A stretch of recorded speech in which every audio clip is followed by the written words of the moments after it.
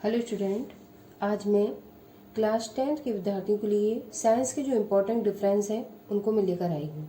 ये जो डिफरेंस हैं, जो भी शब्दों को मैं लेकर आई हूँ, उन डिफरेंस से आपके 2 नंबर या 3 नंबर के प्रश्न 100% बोर्ड में आपके फंसेंगे। अब जो भी आपके लेसन फर्स्ट से जो 20 नंबर की आपकी यूनिट है, उससे जो भी आपके इम्पोर्टेंट टॉपिक हैं और आपस में डिफरेंस उनका लिखना हुआ है, तो उन डिफरेंसों को मैंने देखा हुआ है कि बोर्ड में कई बार वो सामने पूछे गए हैं। तो उन्हीं को मैं आज आप लोगों के सामने लेकर आई हूँ, उनको समझाने का प्रयास करूँगी किस तरीके से आपको डिफरेंस में 3-3, 4-4 पॉइंट लिखने हैं। और जो इंपॉर्टेंट है मैं वही लेकर आई हूँ। मुझे विश्वास है आप लोग उसको कॉपी में नोट डाउन करेंगे। कक्षा 10 के विद्यार्थी जो बायोलॉजी का पोर्शन करेंगे 25 नंबर की स्कोरिंग के लिए, उसमें मैं ये आपका 2 या 3 नंबर का जो डिफरेंस है वो आज इम्पोर्टेंट डिफरेंस आपके जो 20 नंबर की आपकी यूनिट लगी हुई उसमें से जो फर्स्ट लेसन आपका है, ठीक है, उसमें से ये डिफरेंस मैं आप लोगों के लिए लेकर आई हूँ। आइए टॉपिक को देखते हैं। इसमें पहला टॉपिक आपका ये science important question UP board class 10th target 2024 exam. ये मैंने ऊपर इसलिए डाला हुआ है कि आप लोगों को पता चले कि इंपॉर्टेंट बोर्ड में आने वाला ये प्रश्न है, इसलिए मैंने इसको ऊपर लिख दिया है। अब देखिए, हार्मोन्स तथा एंजाइम में अंतर, ये कई सारी बार ये बोर्ड में आपका प्रश्न पूछा गया है, इसलिए ये प्रश्न आपका इंपॉर्टेंट हुआ, क्योंकि बोर्ड के पेपर में 25 नंबर में आपका बायोलॉजी में ये डिफरेंस 1 या 2 लिखने के लिए 100% आते हैं। ठीक है, अब देखिए, एक साइड हार्मोन्स यहाँ पे फिल कर दिया हमने और एक साइड एंजाइम लिख दी है। ठीक है, अब हार्मोन्स एंजाइम आपने थ्योरी में पढ़े हुए होंगे, तो मैं एक क्विक रिवीजन टाइप का आपका समझ लीजिए कि किस तरीके से डिफरेंस दोनों में होता है। वो ज़्यादा लेंथी वीडियो में नहीं बनाऊंगी, इनके 4 जो आपके इंपॉर्टेंट डिफरेंस है वो मैं इसको डिस्क्राइब करने की कोशिश करूंगी। पहले देखिए, हार्मोन में हार्मोन क्या होते हैं। ठीक है, हार्मोन का मैंने एक वीडियो डाला भी हुआ है आपको, आप चाहे तो उसको पीछे जाके प्लेलिस्ट में देख सकते हैं। हार्मोन क्या होते हैं मैंने बहुत अच्छे से उनको समझाया हुआ है। हार्मोन, इनका स्त्रावण केवल अंतःस्रावी कोशिकाएं करती हैं। जो भी हार्मोन निकलते हैं वो एंडोक्राइन ग्लैंड्स जो कोशिकाएं होती हैं उनके माध्यम से हार्मोन आपके रिलीज होते हैं। अब एंजाइम क्या होते हैं। एंजाइम शरीर की प्रत्येक कोशिका में संश्लेषित होते हैं। ठीक है, संश्लेषित होने का मतलब है निर्मित होते हैं या इनका निर्माण होता है शरीर के प्रत्येक कोशिका में। और ये जो एंडोक्राइन ग्लैंड्स होती हैं ये उनसे निकलने वाले आपके हार्मोन होते हैं। सेकंड पॉइंट, एक कम अणुभार वाले होते हैं जो हार्मोन होते हैं, वो उनका अणुभार कैसा होता है, कम होता है। ठीक है, यहाँ पे आप अंडरलाइन करेंगे, कम होता है। और इसका अपोजिट इस साइड जब हम एंजाइम में लिखेंगे तो ये उच्च अणुभार वाले होते हैं। देखिए ये लिखा हुआ है, एक मिनट, ये सेकंड पॉइंट इसका, ये कम अणुभार वाले होते हैं, तो इसके जस्ट अपोजिट एंजाइम ये उच्च अणुभार वाले होते हैं। ठीक है, तो ये दूसरा पॉइंट हो गया आपका। तीसरा, कई हार्मोन्स जल में अघुलनशील परंतु वसा में घुलनशील होते हैं। तीसरा पॉइंट क्या है, कई हार्मोन्स जल में अघुलनशील परंतु वसा में घुलनशील होते हैं। तो तीसरा पॉइंट ये हो गया। अब एंजाइम में देखिए, सभी एंजाइम जल में घुलनशील होते हैं। तो ये 3 डिफरेंस आपके हो गए। यहाँ पे जो लिखा हुआ है इसका अपोजिट हम इसमें एंजाइम में लिखेंगे। हार्मोन्स क्या होते हैं, जल में अघुलनशील होते हैं लेकिन वसा में ये विलेय होते हैं, जबकि एंजाइम क्या होते हैं, एंजाइम जल में घुलनशील होते हैं। ठीक है, ये तीसरा पॉइंट आपका हो गया। चौथा पॉइंट देखिए, चौथे पॉइंट में आपका एक बार उपयोग में आने के बाद निष्क्रिय होकर ये विघटित हो जाते हैं। चौथा पॉइंट देखिए, एक बार उपयोग में आने के बाद निष्क्रिय होकर विघटित हो जाते हैं।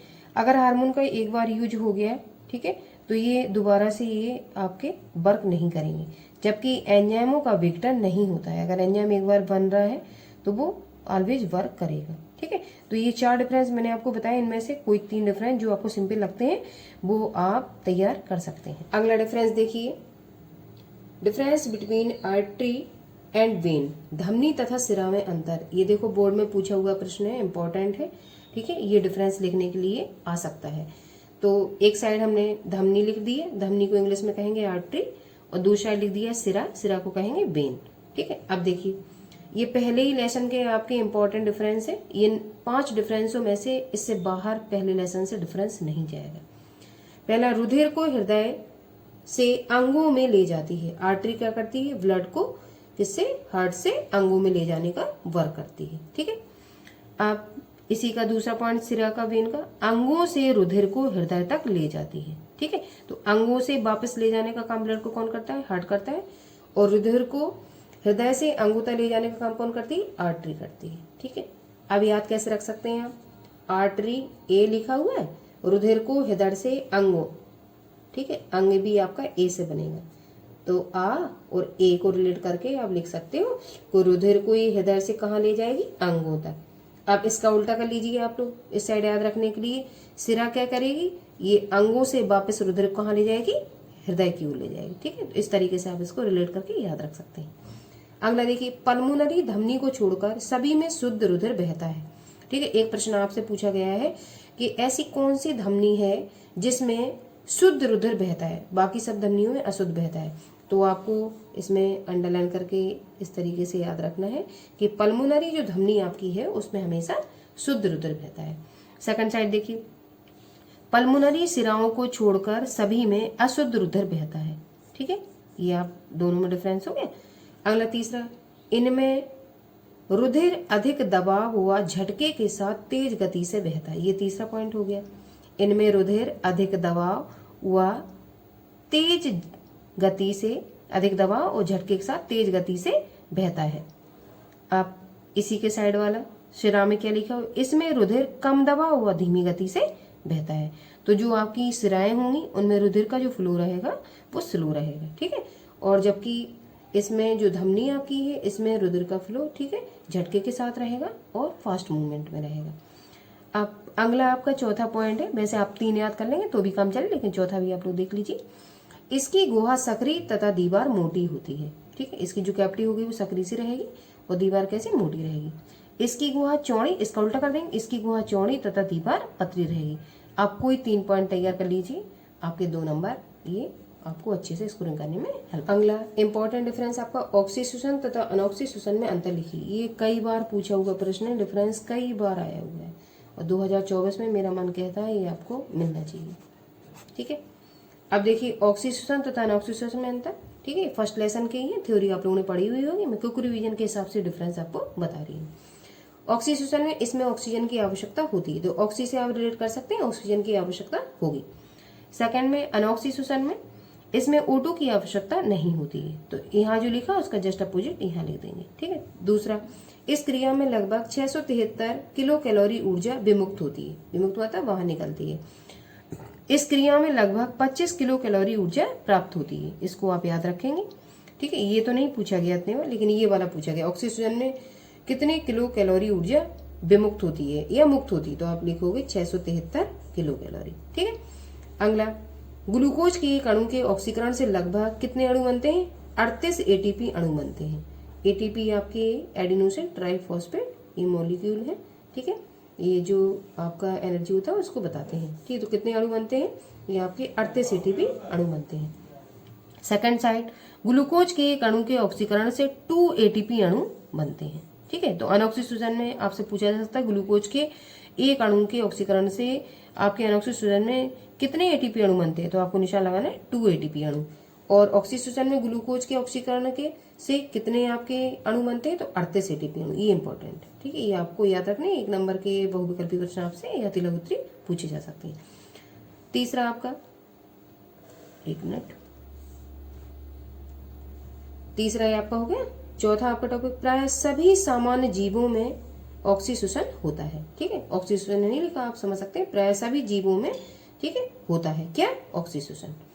सेकंड साइड, केवल जीवाणुओं, कवकों एवं कुछ पादपों में ये अनऑक्सीसोशन होता है। तो ये 4 पॉइंट आपके सफिशियंट है, अगर ये 4 पॉइंट आप तैयार करोगे तो आपके ये 2 नंबर यहाँ से आपके क्लियर है।